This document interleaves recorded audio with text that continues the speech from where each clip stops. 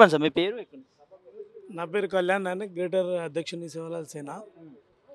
నిన్న జరిగిన ప్రజెంట్ ఒక 10-15 రోజుల నుంచి చూస్తూ ఉన్నాము.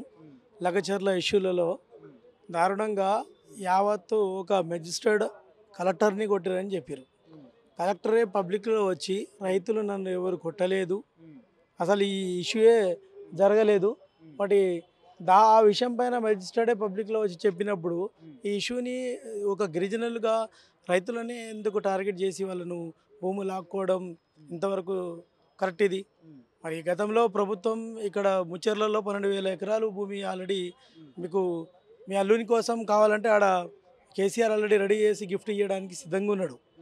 మరి మీ కొడంగల్ నియోజకవర్గంలోనే మరి ఆ భూములే అక్కడే ఫార్మాసిటీ పెట్టాలనే రూల్ ఏముంది? అక్కడ 12,000 ఆల్రెడీ రెడీ ఉన్నాయి కదా, అక్కడ అయిన తర్వాత మీరు వేరే చోట పడితే దానికి సిద్ధంగా ఉంటారు.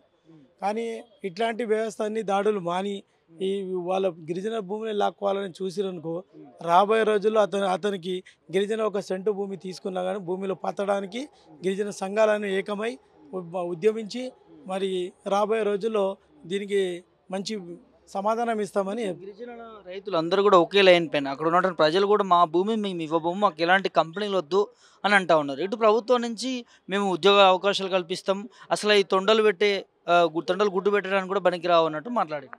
ఇప్పుడు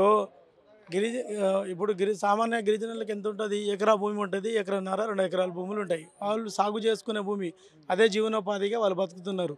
అట్లాంటి భూమిని లాక్కొని మరి ఫార్మాసిటీ వాళ్ళు ఉన్న వాళ్ళని పెట్టరాదు, ఆడే ఎందుకు పెట్టాలి? నువ్వు సీఎం, రాష్ట్రానికి సీఎం అయిన ప్రాంతంలో నువ్వు ప్రజలను కాపాడే ప్లేస్ని నువ్వు దోచుకుంటున్నావు అంటే నీ అహంకార ఎంతవరకు కుంభకోణాల్లో ఉన్నావో మరి మీ తమ్ములకి మీ అల్లునికి మీకు మేము గిరిజన అందరమై ఒక గిఫ్ట్ ఇస్తాం, మరి మా దగ్గర బిచ్చం వేయడానికి మీరు రండి, మేము ఇస్తాం దానికి. మహిళలపైన కూడా మరి మహిళలు అంటే వాళ్ళ ఇంట్లో ఉన్న మహిళలు వేరు, మా గిరిజన మహిళలు వేరు.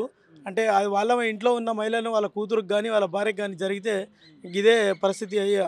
ఇప్పుడు కరెంటు బంద్ చేయడం, పోలీస్ ఆఫీసర్లను వ్యవస్థ ఉన్నదని ఇట్లా తారుమారు చేయడం, ఇది ఎంతవరకు కరెక్టో మరి ఒక సీఎం హోదాలో ఉన్న రేవంత్ రెడ్డి సిగ్గుచేటు ఇది. మన ఇట్లాంటి సీఎం మన రాష్ట్రానికి ఉండడం ఒక అన్ఎడ్యుకేటెడ్ ఫెలోగా మేము భావిస్తున్నాం. ఓకే, ఇంకో అంశము లఘుచర్ల ఇష్యూకి సంబంధించి తిరుపతి రెడ్డి కూడా కొన్ని వ్యాఖ్యలు చేసిండు. భూములు తీసుకునేది ఎవరు అడ్డొచ్చినా కూడా ఫార్మాసిటీ అక్కడ పడుతుంది అని చెప్పి కూడా, దీనికి ఏం చెప్తారు?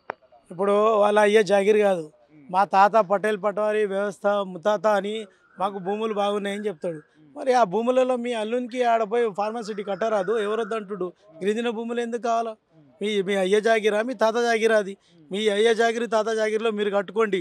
గిరిజన భూములు వ్యవసాయంగా బతికే వాళ్ళని బతికించండి, మరి ఉద్యోగాలు ఇస్తాం అది ఇస్తామంటే ఇవన్నీ మాయమాటలు చెప్పి ఒక రౌడీలుగా గుండాలుగా, ఒక కార్పొరేటర్ కాదు ఆయన, ఒక గ్రామ స్థాయి వార్డు మెంబర్ కూడా కాదు, ఆయనకు ప్రోటోకాల్ ఎందుకు పోలీస్ వ్యవస్థ ఇస్తున్నారో వాళ్ళకి సిగ్గుచేటు. అంత పెద్ద వ్యవస్థలో నడిచి కూడా పోలీస్ వ్యవస్థ వాళ్ళకి బానిసగా మారుస్తున్నారు ఈరోజు. అంటే మీరు ఎంతమంది మాట్లాడుతూ అక్కడ భూమి తీసుకొని ఏమని ఇంకో మాట అన్నారు. ఇంకో దాంతోపాటు ఏదైతే ఓవరాల్ ఇష్యూస్కి సంబంధించి మీరు అక్కడికి వెళ్ళడానికి ప్రయత్నం చేసినా కూడా మిమ్మల్ని వెళ్ళనియని పరిస్థితి, దీన్ని ఎట్లా చూస్తారు?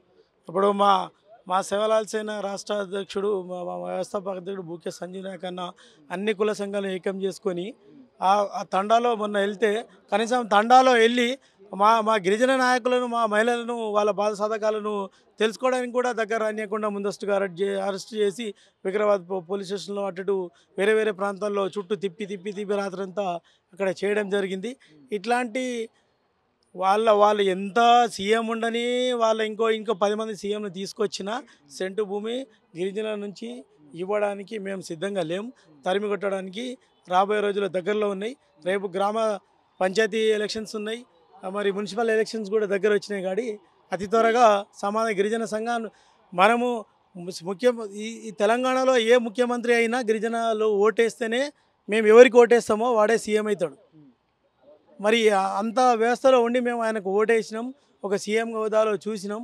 అట్లాంటి వ్యవస్థలో ఉన్న నాయకులు ఇవాళ దిగజారి ఒక సీఎం వాళ్ళ నియోజకవర్గంలో కాపాడే జనాల భూములను లాక్కుంటుంటే ఈ సొసైటీకి, సమాజానికి ఇట్లాంటి సీఎంలను తరిమి కొట్టడానికి సిద్ధంగా ఉన్నాం. వాళ్ళ అల్లుడు కోసం మీరు ఇంతకుముందు మాట్లాడుతూ కూడా వాళ్ళ అల్లుడు కోసమే ఈ కంపెనీ తీసుకొస్తా ఉన్నారు, నిజమేనా? ఇప్పుడు మాకు తెలిసిన సమాచారం ప్రకారం వాళ్ళ అల్లునికి ఆ కంపెనీ ఫార్మా చేయకపోతే మరి వాళ్ళ బిడ్డకు కూడా విడాకులు ఇస్తామని చెప్పారంట. అది ఎంతవరకు కరెక్టో మరి ఆయనే తెలుసుకోవాలి. రాష్ట్రానికి సీఎం కాబట్టి మరి అది గిఫ్ట్ పరకంగా ఆయన ఇచ్చిన వరకట్నాలు సరిపోలేదేమో. మా గిరిజన భూములు కూడా ఆయన వరకట్నంగా మేము లేనంటే మామూలు రమ్మని చెప్పండి, మేము ఇస్తాం. రేవంత్ బిడ్డ గిఫ్ట్ కోసము పేదల పొట్ట కొడతారా? మరి కనబడుతుందిగా, క్షుణ్ణంగానే క్లియర్గా కనబడుతున్నది. మా భూమి దగ్గర జోలికి వస్తే భూమిలో పాత పెడతాం, అదే భూమిలో పాత పెడతాం.